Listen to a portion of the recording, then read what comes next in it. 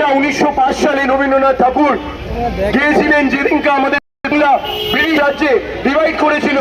তিনি সেই লেখাটা লিখেছিলেন, সেটা তার রবীন্দ্রসঙ্গীতটাকে 1971-এর স্বাধীনতা সংগ্রামের পরে যখন আমাদের ইন্দিরা গান্ধী পাকিস্তানকে টুকরো টুকরো করে বাংলাদেশ স্থাপিত করেছিলেন, সেই দিন এটা আমাদের গর্বের বিষয় যে আমাদের বাঙালি ভাষার ল্যাঙ্গুয়েজের লেখা গানটাকে বাংলাদেশ তাদের ন্যাশনাল অ্যান্থেম হিসেবে নিয়েছিল।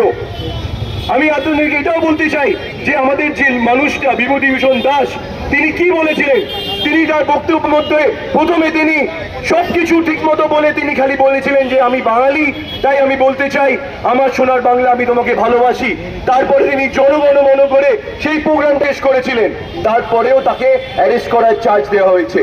তাই বাংলার মানুষকে আমি বলতে চাই যে বিজেপি একটা ন্যাশনাল পার্টি বাঙালিকে এবং বাংলার ল্যাঙ্গুয়েজকে কোনোদিন সম্মান দিতে জানলো না, তাদেরকে আপনারা বাংলায় কেন একটা সিটও দেবেন? যদি আগামী দিনে আপনাদের লড়াই বাংলায় যে লড়াইটা করতে হয়, তাহলে সেই লড়াইটা কংগ্রেসের উপরে আস্থা রাখুন এবং কংগ্রেসকে নিয়ে চলুন এবং কংগ্রেসকে ভোটটা দেবেন। কেন কংগ্রেস দেশে বাঙালিকে সবসময় এক জায়গায় রেখেছেন এবং বাংলা ল্যাঙ্গুয়েজটাকে সবসময় সম্মান দিয়ে চলেছেন। এই বলে আমি বক্তব্য শেষ করছি। জয় হিন্দ, বন্দে মাতরম, জাতীয় কংগ্রেস জিন্দাবাদ, শুভঙ্কর সরকার জিন্দাবাদ।